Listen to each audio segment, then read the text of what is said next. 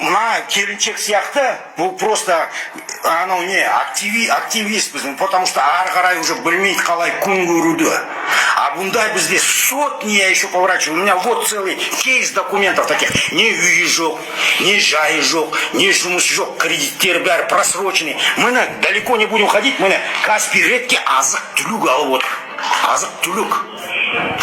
У меня один к вам вопрос. Сіздер не бітірушіндер, айтыңдаршы маған открыто, чтобы такого не было у нас в Казахстане. Самая богатая страна в мире это Казахстан. Я вам хочу сказать. 19 миллионов, 20 миллион деген отыр. И что не можете прокормить нам? Мы отбиваем ваши пороги, да? Для чего? Вот такой один пластик, дайте нам все. Техпаспорт, дайте нам все. Вы видите нас из-под тени. Мы хотим в законном порядке ездить. Мы все законопослушные люди, понимаете? Ну вы толкаете нас на крайней мере. Мына кісі айтып отыр. Мен ертең келем дейді, осы площадьке келем дейді, машинамды өртеп жіберем дейді. Тура осы жерде. Вы что, этого ждете, что ли, не могу понять? Давайте, эмоцияға берілмейді. Эмоция емес, а куда дальше идти? Нет, дальше, куда дальше? Куда? Спокойно, давайте спокойно. Вот она может спокойно, нет? Завтра детей чем будет кормить она? Соны айтыңызшы маған. Өтінішті жазайық жаңа, сіз жазып отырсыз ғой, бастап отырмасыз. Иә. Жоқ, қанша жазуға болады, қанша. Мен ұлдарым бар, армияға застап кетті, отан қорғау, мемлекет қорғау. Мына кісінің 5 баласын армияға жіберді, отан қорғау деп. А біздің құқығымызды кім қорғайды сонда? Айтыңызшы, біздің құқығымызды кім қорғайды? Әділетке жаздым. Әділетке бүгін ұсыныш электронно. Вот, пожалуйста. Үндеу ретінде жаздым. Мен 60-тан асқан маған осылай жүрген жақсы десем, мен өз елімде, өз жерімде жүрмеймін бенемін еркін. Президентке жаздым 1 август күні. Міне, маған 592-ні салған кезде президентке жаздым. Оны жары 2 аптада қаралады. Әділет партиясына ұсыныс ретінде жаздым, тоже үндеу ретінде. Потому что мен қорқам, жер басып жүре алмай қалдық. Көлікпен жүре алмай қалдық. Біз қазақ номер алғымыз келеді. Мен егерде осы төлеген утиль первичкам мемлекеттің бюджеттің қазынасына кетсе, мен с гордостью төлер едім. Мен неге Ресейге 85% берем ол утиль первичканы, соны дәлелдеді ғой уже активисттер. Мен неге Ресей мемлекетін неге асырауым керек? Мен біліп атып қой, что утиль первичка ТО-ның қаржысына төленіп жатыр. Ағанда жүреді. Мен алу төлеймін с гордостью.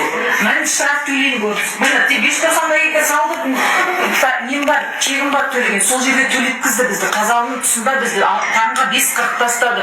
Артында 8 жасар, 6 жасар, 3 жасар балам жатыр. Артында ұйықтап жатыр таңғы 6-да, 5:40-да. Штраф стоянкаға жүрдік маған. Көнбейді вообще, тыңдамайтын бізді. Сосын мен қалай қарам, жетіп алайыншы аман есен Алматыға. Мен арға төлеймін штрафын сол жерде заставлять етіп төлетті. 21 мың төледік, квитанция тұрмын жерде. Жүргізбейді.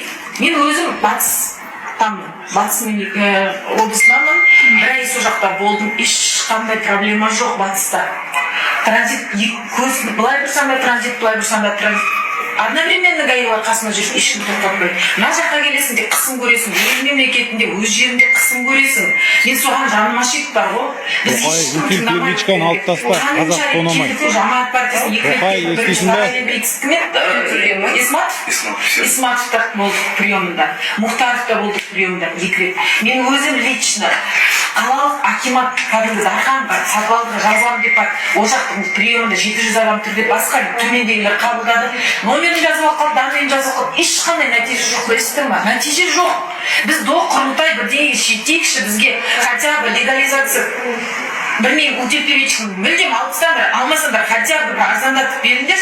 Қазір 200 мың қалсаңдар, өздеріңізше 200 мың кредит аламын да, машинаны қазақ қылам.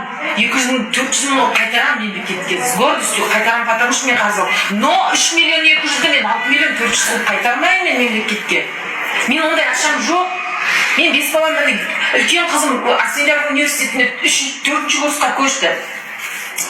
Мен келер жылы оғыз магистратураға түсіруім керек. Мен дальше оқытуым керек. 10 сыныпқасын бітірейін депті, оны оқытуым керек. Менде сонда мен 7 миллион қарыз төлейін ба, осы мен первичканы утиль төлейін деп қарыз аламын да, оны мен 7 миллион қайтаруым керек па? Маған керек емес ол деген. Пожалуйста, үндеуіміз жеткізіңіздерші, бір нәтиже шығарыңыздаршы құрылтайға дейін. Біздер алдында депутаттар неде болды, каникулда болды деп кейін келмеді. Оған дейін айттыңыздар, ескерттіңіздер, каникулға кетеді.